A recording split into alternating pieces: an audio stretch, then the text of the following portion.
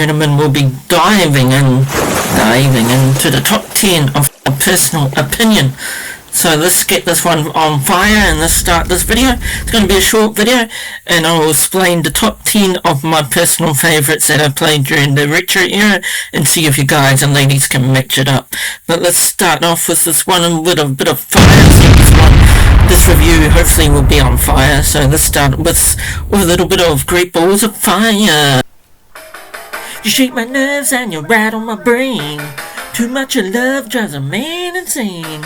You burnt my will, but what a thrill. Goodness gracious, great balls of fire. I left the love cause I thought it was funny. You came along and moved me, honey. I changed my mind, this love is fine. Goodness gracious, great balls of fire. Kiss me, baby. Feels good, hold me, baby.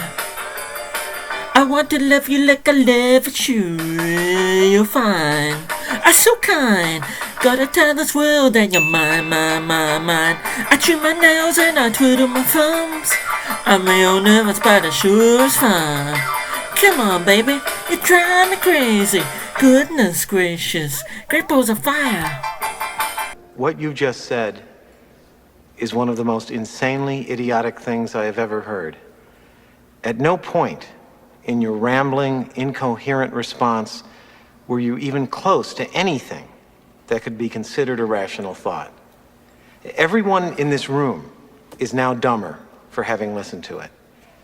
I award you no points, and may God have mercy on your soul. Bit of Great Balls of Fire to begin this review, but I don't have the piano because just a little bit of a ding ding. So let's do it, let's rock this review. Set this one on fire and let's explode. Let's do it. Let's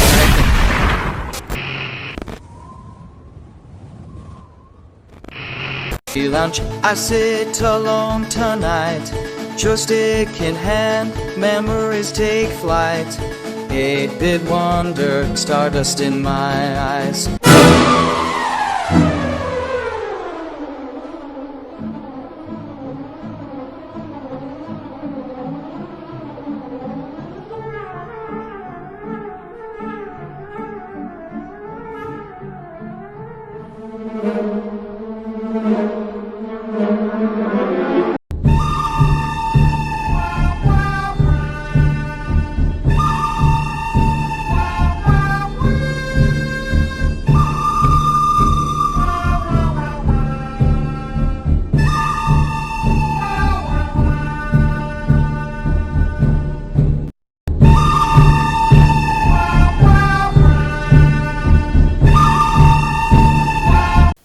Town ain't big enough for the top 10 and Retro Kiwi Man.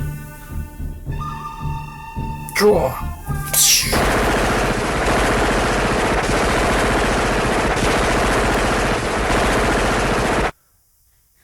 That's right folks, today we are diving into the top 10 of our personal opinion. And please be assured, this is based on all the retro games from 2000 to all the way back to 1980 based on our choice. This covers everything, PlayStation, PC games, Sega, Nintendo, everything. So just remember though, this is our personal opinion. Let's dive in. Hello. You don't know me, but I know you. I want to play a game.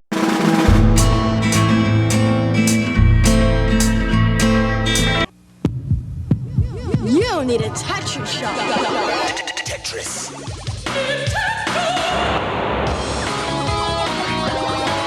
Have you been Tetrisized? Square, rectangle, trapezoid, tetrazoid. Nintendo introduces Tetris. Put a piece here, put a piece there. Use your thumbs, use your eyes. Find yourself Tetrisized. Now you're playing with power. Wow, I love this game. To some, though, may find it boring as. Well then, I got two words for you. Fuck yeah then, this game was freaking awesome. How could you not love this game? Seriously, who doesn't love building blocks? Well, I mean, we all play blocks with Lego, but this is just the same thing, just about. So this game was right up my alley and hopefully yours. I mean, you can complete for the world record in Texas. How cool is that? Texas is a puzzle video game created in 1985 by Alexei, a Soviet software engineer. It's been published by several companies or more on the 65 platforms, setting a Guinness World Record for the most ported game.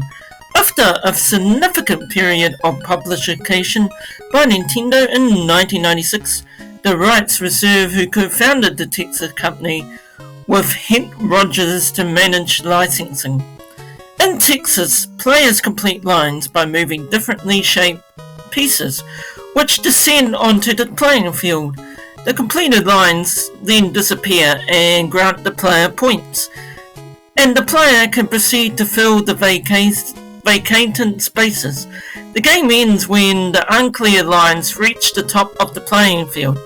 The longer the player can delay this outcome, the higher their score will be. In multiplayer games, players must last longer than their opponents in certain visions.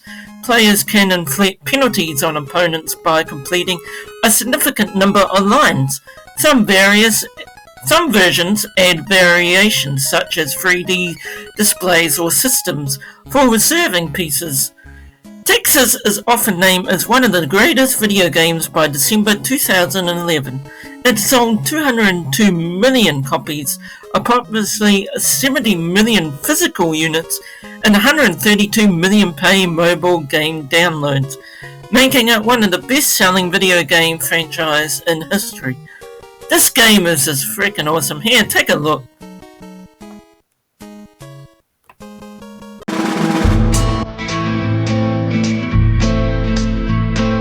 Number 9, point-and-click adventure games. Now, I know what you're thinking. Why on earth, Retro Q Man, would you like point-and-click games? Well, to me, they were exciting, so back off. I know most of you are saying, hey, any idiot could do that. Well, it was tough for me, so back off! Point-and-click adventure games were amazing. I was brought up to this genre. I thought these games were out of this world. I mean, sure, they're not as exciting as some of these other games like Mortal Kombat or Grand Theft Auto out there, but to me, they were gold in this era.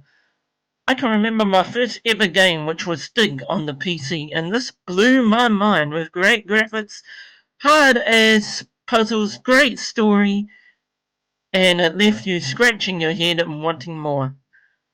Then other titles were introduced into my life, such as Larry Suit Larry, Grim Fandango, Sam and Max, Full Throttle, I Have No Mouth, I Must Scream.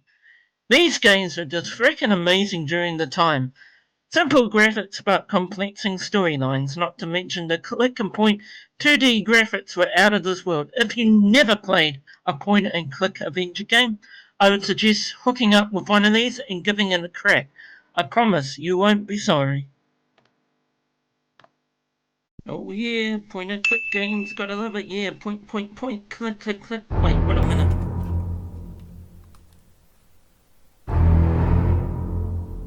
Hey, what are you doing, mouse?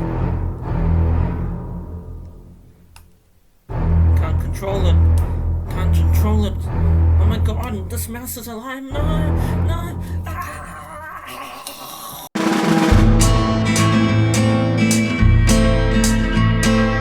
Oh my god, I freaking love this game as a child growing up.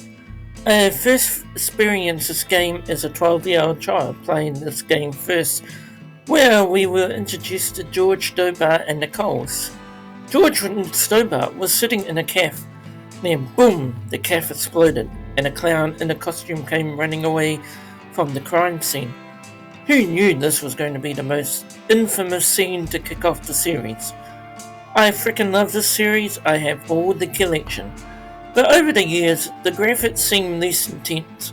I prefer when it first had First Broken Sword and the second one. It was amazing. Broken Sword 1 and 2 I spent hours on as a child. Great story. Nicole was super hot as a pixel, and George Stobart was very cool and humorous. Hard as puzzles in this game. I mean, I can remember this puzzle with the freaking goat. Oh my god. Then the series with the graphics from Broken Sword in 3 and 4 I felt wasn't as good as the original 2. It got back on track, I felt, with Broken Sword 5. So hopefully the game developers from Revolution will design Broken Sword how it looked and felt during the first 1 and 2, because it felt great. So hopefully in the future we will see more Broken Sword games looking like the original 1 and 2.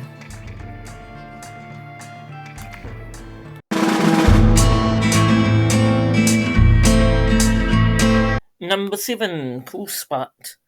Surf's up, fellow gamers, don't get wiped out. This game was freaking amazing. Whoever thought a circle dot would become an iconic gaming part of history? Surf's up, dude, cowabunga, don't get a wipeout, gamers. Ooh. Cowabunga.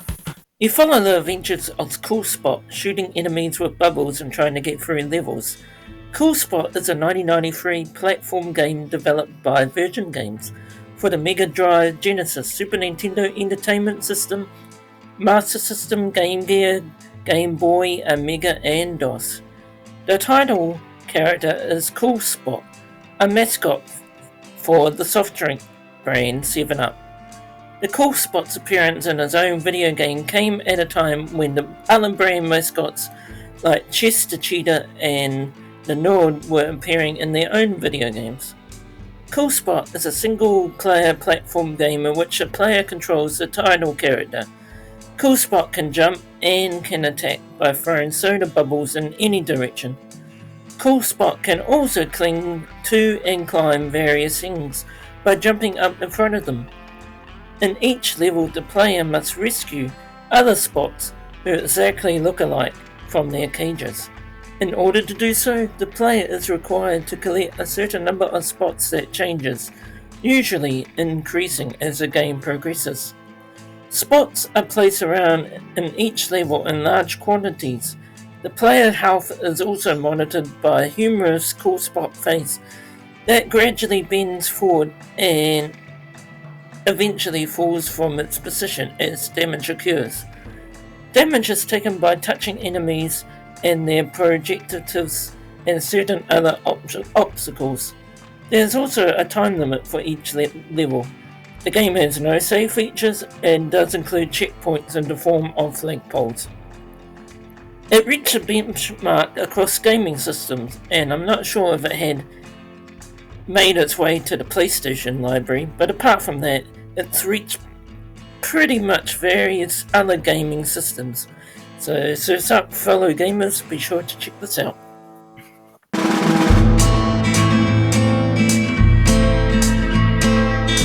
Number 6, DuckTales. Life is like a hurricane here in Duckburg.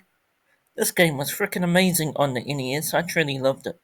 It was simple enough, but boy, it was fun hitting those enemies with your Scrooge cane. That was freaking fun. Could you imagine in real life hitting someone with a cane like that? Could you imagine hitting somebody in real life like with a crane, just like this? Better up next. Better up next. Oh. Capcom, and based on the Disney animated TV series of the same name. It was first released in North America for the Nintendo Entertainment System in 1989. And was later ported to the Game Boy in 1990. The story involves Scrooge McDuck travelling around the globe, collecting treasure and outwitting his rivals to become the world's richest duck. Produced by key personnel from the Mega Man series, DuckTales sold over 1 million copies worldwide on each system, becoming Capcom's best-selling title for both platforms. The game was praised for its controls, unique and open-ended gameplay, and bright presentation, and often regarded as one of the best titles for the NES, appearing on numerous best-of lists. DuckTales was followed by a sequel, DuckTales 2, in 1993, a remastered version of DuckTales developed by Way4 Technologies, featuring high-resolution graphics. and performing by the surviving members of the show voice cast. DuckTales Remastered was released in 2013 for PC, Xbox 360, PlayStation 3, and Wii U. The original 8-bit version of the game was also included in the Disney Afternoon Collection for the PC, PS4, and Xbox One. Pretty much had its own version across the entire gaming library. See what I mean?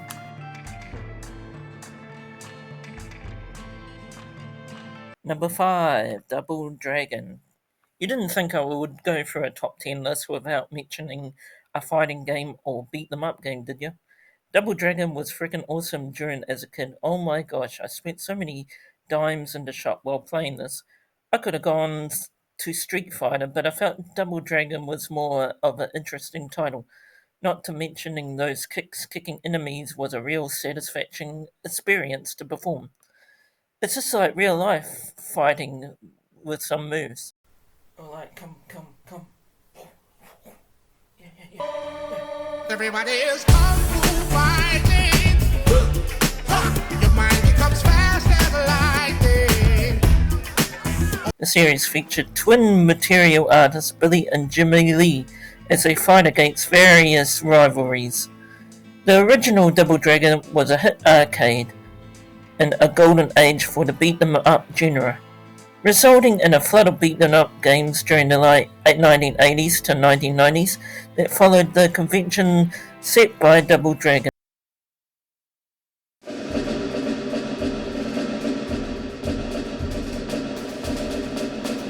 Were widely planned by critics and audiences.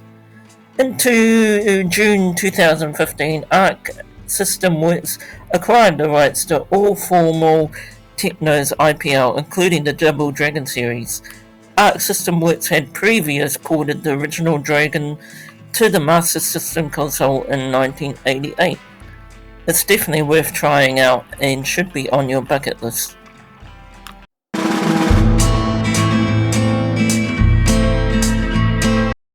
Yo, he goes slow.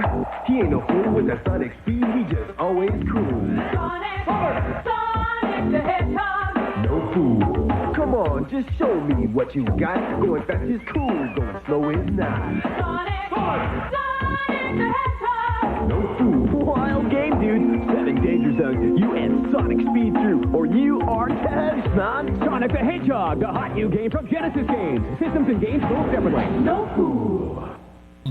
Speed Demon and Space. He's blue, he's fast, he collects coins, he's in your face. This series absolutely rocked. I even enjoyed the movies they produced. Sonic is like Mario, a bloody legend. These games had amazing gameplay. I remember playing the first Sonic the Hedgehog. Man, it was fast. But it was sure enjoyable collecting those coins to reach. Going supersonic speed to beat the level. Even the boss fights were amazing. Imagining running fast in real life.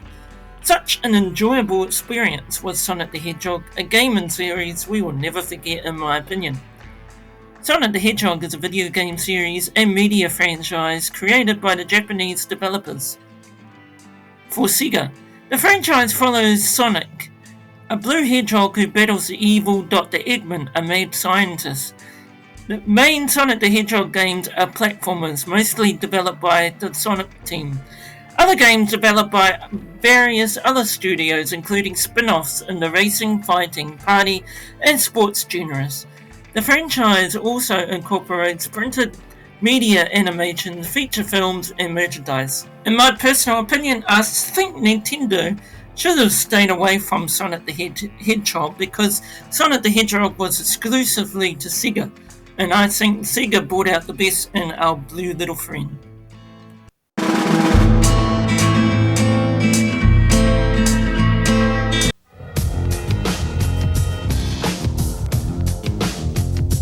Jim.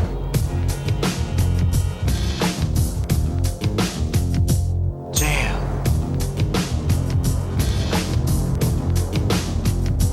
Jam.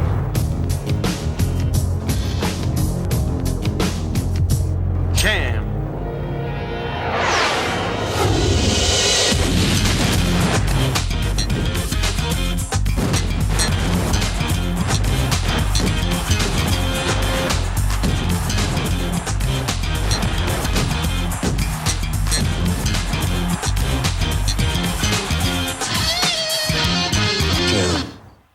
Whoa, here we go. Number 3, NBA Jam. Oh yeah, I love basketball, folks. Anything to do with basketball. Basketball movies, basketball games, basketball music, everything. Far out. Basketball, I just freaking love it. I was first introduced to the NBA American basketball around my teens. Watching the Chicago Bulls were amazing. Watching a legend in the making like Michael Jordan was very inspirational. Of course, over here in New Zealand we have basketball, but nothing like how America does. I'm a huge Chicago Bulls fan, I will admit it. So when this little beauty came out, I was hooked back in the 90s. Sure, the NBA 2K games are great, but nothing is this like this. 2 players on each team running up and down the court going slam dunk. Oh my god, it was a super amazing game to enjoy. NBA Jam is a basketball video game series based on the National Basketball Association, NBA, initially developed as arcade games by Midway. The game found popularity with its photorealistic digitized graphics, over-the-top presentation and style of two-on-two basketball play. The successor to Midway's art rivals, the original 1993 NBA Jam, allow players to jump many times above their own height, make slam dunks that defy human capabilities, and freely show off elbow opponents out of the way without consequences. It also featured a variety of secret characters as well as the ability to track player records and statistics for play sessions. After the release of NBA Tournament Edition, Acclaim, the publishers of the home versions of the NBA Jam games, acquired exclusive rights to release games under the NBA Jam name under their Acclaim Sports brand. I mean, how could you not love these sound effects? Listen to this.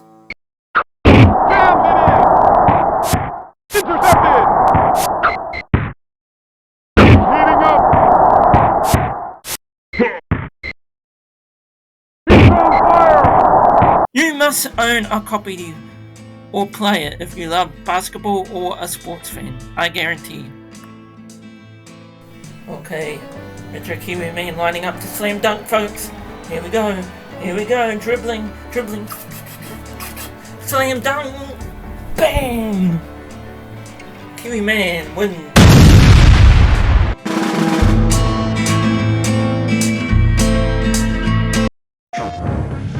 Beyond the edge of reality lies a story of ultimate conquest, a story of war and friendship, a story of a love that can never be, and a hatred that always was. And now, the most anticipated epic adventure of the year will never come to a theater near you. Final Fantasy VII. PlayStation. Final Fantasy VII, number 2. Wow, what can I say about Final Fantasy VII? Was my first game introduced to the PlayStation 1 in 1997. And man, I never look back. This game kicks so much ass. I never ever liked role-playing games until this. It had everything. Drama, story, romance, fun, fighting. It was like watching an epic movie. Later on, movies did come out for the series. Everyone will have a different opinion on what Final Fantasy game they loved to start off with, but this was mine. The characters you will never forget, such as Cloud, Barret, Tifa, Ares, Radix, Sephiroth, and others. It was just freaking amazing.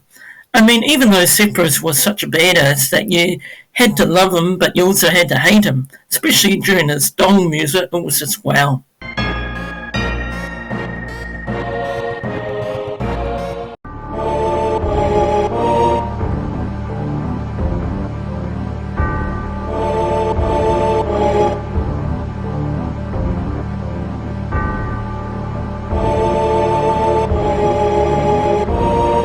I mean, this series is a lot different these days, these games, but wow, it even had summons where you can call upon during tough battles. It had fun mini-games, and remember these little yellow creatures?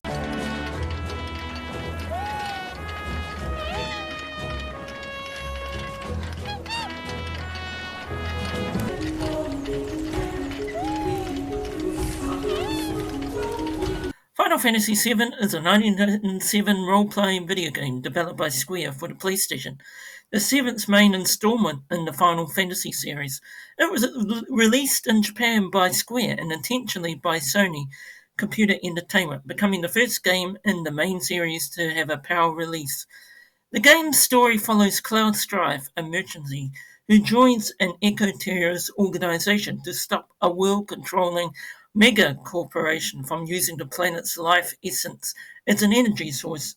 Ensuing events send Cloud and his allies in pursuit of Sephiroth, a superhuman who seeks to wound the planet and harness its healing power in order to reborn as a god. Throughout their journey, Cloud bonds with its party members, including Ares, who holds the secret to saving the world. Alright, bad guys, here we go, bad guys. Minions are gonna die, here we go. Special effects.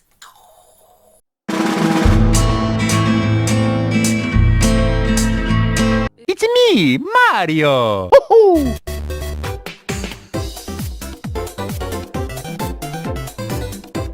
Number 1, Super Mario series. What is not to love about Mario? All the games in the Mario series were great, except I felt Mario 2 was a bit meh. Mario, a plumber. Who ever thought a plumber would go down as one of the greatest characters of video games history? No pun intended there by meaning plumber going down. I remember as a kid owning the first Mario, collecting coins and fighting the bad guys. Kicking those turtles were a real joy. Bloody turtle. This was freaking awesome. Then they brought out Super Mario 3, which I think would be probably the best game in the retro era today. It was freaking amazing. Not only they had video games, Mario everywhere, in games, movies, music, merchandise, it was like Mario Land in real life. The Super Mario series is a line of platform games and the biggest and the most prominent series in the Super Mario franchise. It started in 1985 with Super Mario Bros. On the family computer and the Nintendo Entertainment System, which has been followed by many sequels released on almost every Nintendo video game console to date. With the reception of the Game Boy Color and the Game Boy Advance, on which only remakes, ports, or other spin-offs were released. The series started with side-scrolling platforms, but has also featured 3D platform games since Super Mario 64. The Super Mario Bros. Is a subset of the greatest Super Mario series, comprises of 2D side-scrolling games for the Super Mario Bros. Most of these games follow the story of Mario, usually accompanied by his brother Luigi, and sometimes his friend Toad and Yoshi, in his quest to rescue Princess Peach from Bowser, who had kidnapped her and wants to conquer the Mushroom Kingdom or other locations. The Mario Brothers must adventure through several areas and defeat Bowser's minions on their journey. Some of the games derive from this in some way, such as Bowser having a different evil plane that does not involve... Hey everybody, I thought I'd just make a different series here. Cucumber. That was my top 10 collection. I hope you enjoyed it, and of course you're welcome to argue with my picks in the comments below. Please comment. I enjoy comments and reading them, so just send your comments in the comment section on any video you've seen in here on the channel. Don't forget to turn on that notification, and more videos will be uploading. My next video will be the top worst games I've played in history, so be sure to check that list out. But for next time, I'd like to thank you, and God bless everyone, and please keep you safe out there, and keep your loved ones close to your heart. Cheers. I am Shit Cucumber. I will be joining Retro Kiwi Man in various videos. Shit Cucumber. Shit Cucumber. Shit Cucumber.